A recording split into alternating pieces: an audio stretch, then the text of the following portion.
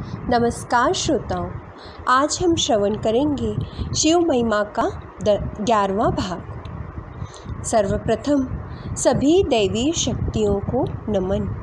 सभी श्रोताओं के हृदय में विराजमान अद्वितीय शक्ति को प्रणाम। वक्रतुंड महाकाय सूर्यकोटि समप्रभ निर्विघ्नं कुरु मे देव सर्वकार्येषु सर्वदा। शान्ताकारं शिखरिशयनं नीलकण्ठं सुरेशं विश्वाधारं स्फटिकसदृशं शुभ्रवर्णं शुभांगं गौरीकान्तं त्रितरिनयनं योगिभिर्ध्यानगम्यं वन्दे शम्भु भवभयहरं सर्वलोकैकनाथम्। ओम नमः शिवाय, ओम नमः शिवाय, ओम नमः शिवाय। कल की कथा में हमने श्रवण किया कि गिरिराज हिमवान को भी एक स्वप्न आया कि उन्होंने एक तपस्वी को देखा और अपनी पुत्री को उनकी सेवा में रखने की उस तपस्वी से विनती की, परंतु जब उन्होंने उनका प्रस्ताव अस्वीकार किया तो सांख्य और वेदांत का अनुसरण कर उनके साथ धर्म चर्चा की। अंततः उन्होंने अपनी सेवा के लिए मान्यता दे दी।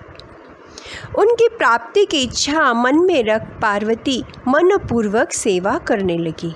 अत्यंत निष्ठा और भक्ति की सेवा करते देख मुझे बहुत प्रसन्नता हुई। अब यह स्वप्न कब सत्य होगा, यही प्रतीक्षा है। आगे ब्रह्मदेव ने कहा, भगवान शिव का यश परम पावन, मंगलकारी, भक्तिवर्धक और उत्तम है। भगवान शिव कैलाश में अपनी प्राणेश्वरी सती के विरह में व्याकुल होकर अपने पार्षदों से माता सती के सद्गुणों तथा सुशीलता का वर्णन कर शोकाकुल हो प्रीतिपूर्वक वर्णन करने लगे। ये सब उन्होंने सांसारिक गति को दिखाने के लिए किया। फिर गृहस्थ आश्रम की सुंदर स्थिति, नीति, रीति का परित्याग कर दिगंबर अवस्था में भ्रमण करने लगे। माँ सती के विरह से दुखी हो कहीं भी उनका दर्शन न पाकर भक्त कल्याणकारी भगवान शिव पुनः कैलाश लौट आए। मन को यत्न पूर्वक एकाग्र करके समाधि लगा ली। समस्त दुखों का नाश करने वाली समाधि में भी अविनाशी स्वरूप का दर्शन करने लगे। असंख्य वर्ष बीत गए। तपस्या का समाधि में लीन भगवान शिव समाधि अवस्था में देह भान पर आए। उस समय समाधि के परिश्रम से उनके माथे से पसीने की बूंदें पृथ्वी पर गिरी। तत्काल एक शिशु के रूप में परिवर्तित हो गई।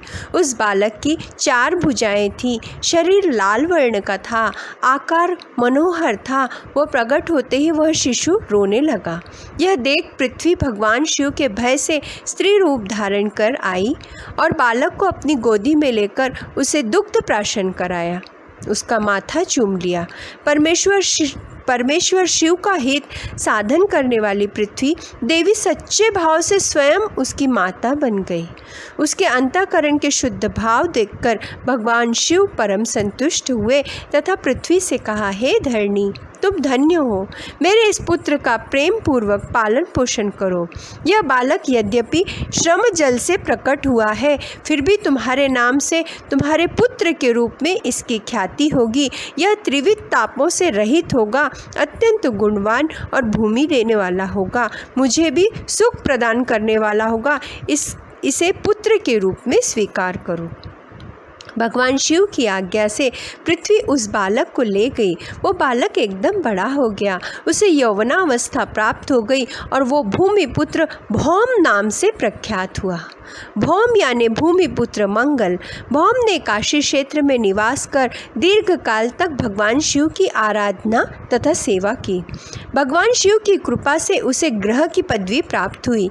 इस प्रकार भूमि कुमार भौम शीघ्र ही श्रेष्ठ एवं दिव्य लोक जो शुक्र लोक से भी ऊपर है उस लोक में गया।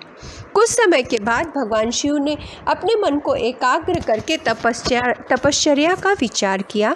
नंदी आदि कुछ मुख्य गणों के साथ वे हिमालय के उत्तम शिखर पर गंगावतरण गंगोत्री नामक तीर्थ पर आए।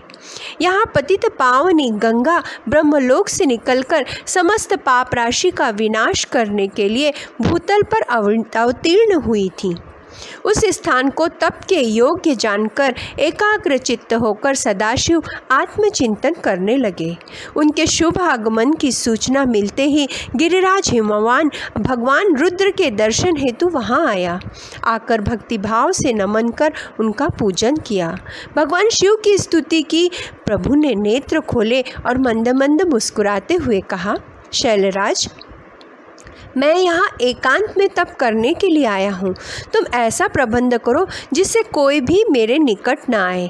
गिरिराज हिमवान ने कहा, आप निश्चिंत रहें, आप तप करें, मैं सब प्रकार का प्रबंध कर आपकी सेवा करूँगा। इतना कहकर हिमवान वापस आ गए। कुछ दिनों बाद गिरिराज उत्तम फल फूल लेकर अपनी पुत्री पार्वती के साथ भगवान शिव के पास आए। भगवान को वंदन कर कहने लगे, हे भगवान, यह मेरी कन्या पार्वती है।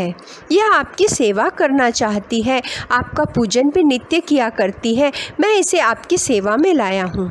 यदि आप मुझ पर अनुग्रह करते हैं तो मेरी पुत्री को सेवा करने की अनुमति दीजिए।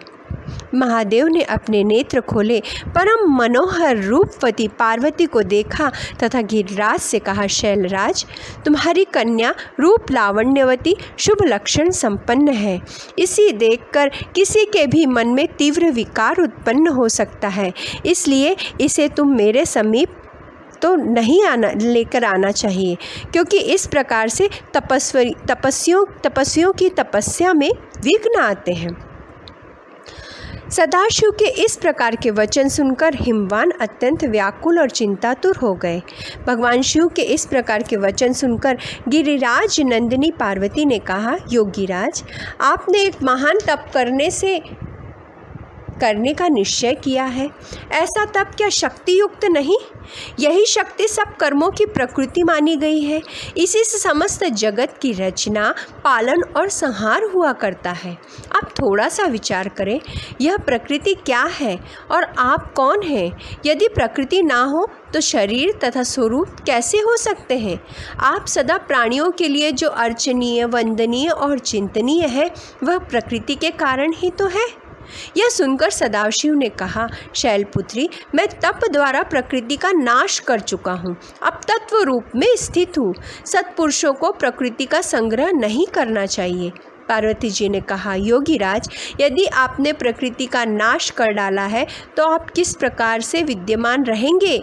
यह वाणी प्रकृति की ही तो है। यह सारा संसार प्रकृति से बंधा हुआ है। मैं ही प्रकृति हूँ, आप पुरुष हैं। मेरे अनुग्रह से ही आप सगुण और साकार हैं। आप जितेंद्रिय होने पर भी प्रकृति के अधीन हो नाना प्रकार के कर्म करते रहते हैं। फिर निर्विकार कैसे हैं?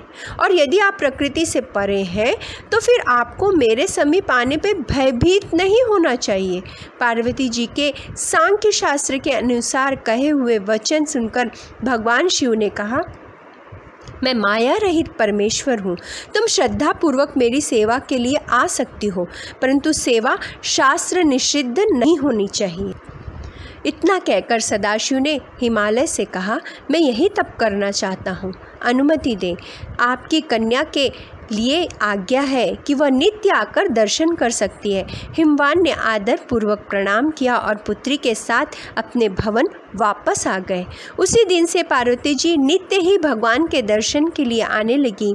वहां आकर षोडशोपचार से पूजा कर, चरण प्रक्षालन कर नित्य ही चरणामृत लेती। इसके अतिरिक्त परिसर स्वच्छ कर, फल फूल लाना, भक्ति से गायन करती, अत्यंत शुद्ध भाव से सेवा करती थी। भगवान शिव उनकी आराधना, सेवा, तत्परता तथा परिश्रम देख दया से द्रवित हो गए। विचार किया, यह तपश्चर्या व्रत करेगी और उसके द्वारा अभिमान का बीज अंकुर नष्ट हो जाएगा, तभी मैं इसका पानी ग्रहण करूँगा। पूर्व का प्रसंग ज्ञात होने से उन्होंने विशेष दक्षता ली। देखकर भी उन्होंने अनदेखा किया, क्योंकि पुनः वैसी घटना ना हो, क्योंकि ये देवी सती का ही पुनर्जन्म है, ये बात उन्हें ज्ञात थी। बहुत समय बीत गया। माँ पार्वती प्रतिदिन भगवान शिव के रूप का निरंतर चिंतन करती हुई उत्तम भक्ति भाव से उनकी सेवा करती रही। उस समय उन्मत्त तारकासुर ने पृथ्वी पर हाहाकार मचा रखा था। उसने देवताओं को, ऋषि मुनियों को त्रस्त कर डाला था, जिससे चहुओर त्राही त्राही मची हुई थी। तारकासुर का वध शिवपुत्र के हाथों होगा, यही विधि का विधान था। उसके लिए भगवान शिव पार्वती जी का विवाह होना अत्यंत आवश्यक था। माँ अत्यंत निष्ठा से सेवा कर रही थी। भगवान शिव के मन में आकर्षण और काम भाव का निर्माण हुआ तो ही देवताओं का उद्देश्य साध्य होना संभव था। इसलिए देवराज इंद्र तथा देवगण मुनिजनों ने ब्रह्मदेव से विचार विमर्श किया, कामदेव को वहां भेजा। कामदेव ने सब उपायों का प्रयोग किया, किंतु भगवान शिव ने कामदेव को जलाकर भस्म कर डाला। देवर्षि नारद ने ब्रह्मदेव से पूछा, ये तारकासुर कौन है जिसने देवताओं को सताया, जिसके कारण कामदेव को सदाशिव ने भस्म कर दिया? ब्रह्मदेव ने कहा, यह मेरा मानस पुत्र मरीचि, जिसे कश्यप नाम का पुत्र हुआ। प्रजापति दक्ष ने अपनी 13 कन्याएं कश्यप को दी। उसमें दिति ये सबसे बड़ी थी, जिसके 2 पराक्रमी पुत्र थे, हिरण्यकश्यपु तथा हिरण्याक्ष। भगवान नारायण ने नरसिंह व वराह रूप धारण कर उनका वध किया। इससे सभी देवता निर्भय तथा सुखी हो गए। परंतु पुत्रों के वध होने पर दिति को बहुत दुख हुआ। उसने कश्यप जी से प्रार्थना की कि श्रद्धायुक्त अंतःकरण से तप किया, जिससे उसने गर्भधारणा की। उसे उत्तम पुत्र हुआ, जिसका नाम था वज्रांग। नाम के अनुरूप उसका शरीर बहुत ही वज्र रूप था। वो बहुत ही पराक्रमी था। उसने देवताओं को परास्त किया और उन्हें अपना बंदी बना लिया। अब क्या हुआ? दिति बहुत आनंदित थी। देवताओं के हित के लिए ब्रह्मदेव कश्यप जी को साथ लेकर वज्रांग के पास गए।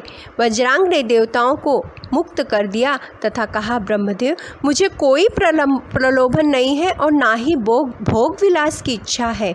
देवता अपने कर्मों का फल पा चुके हैं। ब्रह्मदेव, मुझे तत्व का सार बताइए, जिससे मैं आनंदित रहूं। ब्रह्मदेव ने कहा, तुम्हारा कथन सात्विक भाव का है, मैं प्रसन्न हूँ। अतः तत्व के सार जैसी एक स्त्री मैं तुम्हारे लिए निर्माण करता हूँ।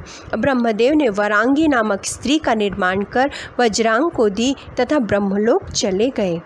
वज्रांग सात्विक भाव से रहने लगा। वरांगी भी प्रेम से पति की सेवा करती थी। एक दिन वज्रांग ने संतुष्ट होकर पूछा, प्रिय, तुम्हारी क्या इच्छा है? वरांगी ने कहा, यदि आप मुझ पर प्रसन्न हैं तो त्रैलोक के जीतने वाला, देवताओं को हराने वाला ऐसा पुत्र दीजिए। वज्रांग को आश्चर्य हुआ। वह व्याकुल होकर ब्रह्मदेव की शरण में आया, नमन किया। ब्रह्मदेव, मैं क्या करूं? मेरी प्रिय पत्नी का मनोरथ पूर्ण किया तो देवताओं को, ऋषि मुनियों को बहुत कष्ट होगा, और अगर उसकी इच्छा पूर्ण नहीं की तो पाप लगेगा। दोनों ओर से ही मेरी धर्म हानि है। इस धर्म संकट में पड़कर उसने अपनी पत्नी की इच्छा पूर्ण करना उत्तम समझा।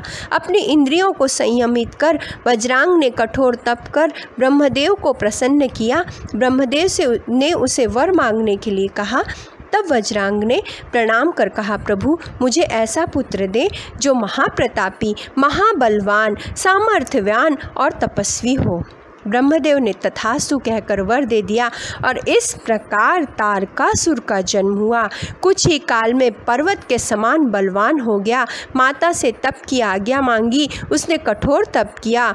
100 वर्ष एक पैर पर खड़े रहकर, 100 वर्ष एक अंगूठे के आधार पर खड़े रहकर, 100 वर्ष जल पीकर, 100 वर्ष वायु का आहार लेकर, 100 वर्ष जल में, 100 वर्ष थल में, 100 वर्ष अग्नि में, नाना प्रकार का कठोर तप किया। उसके तप के देह से जो दिव्य तेज निकलने लगा, उससे देवलोक भी जलने लगा।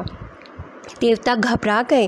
ब्रह्मदेव ने प्रकट होकर तारकासुर से वरदान मांगने को कहा। उसने कहा, ब्रह्मदेव, आप स्वयं संसार में मेरे समान तेजवान और आपके जैसा ही संसार में मेरे समान तेजवान और बलवान कोई न हो। आप शिव बालक द्वारा चलाए गए शस्त्र द्वारा मेरी मृत्यु हो, अन्यथा किसी भी प्रकार से मेरी मृत्यु ना हो।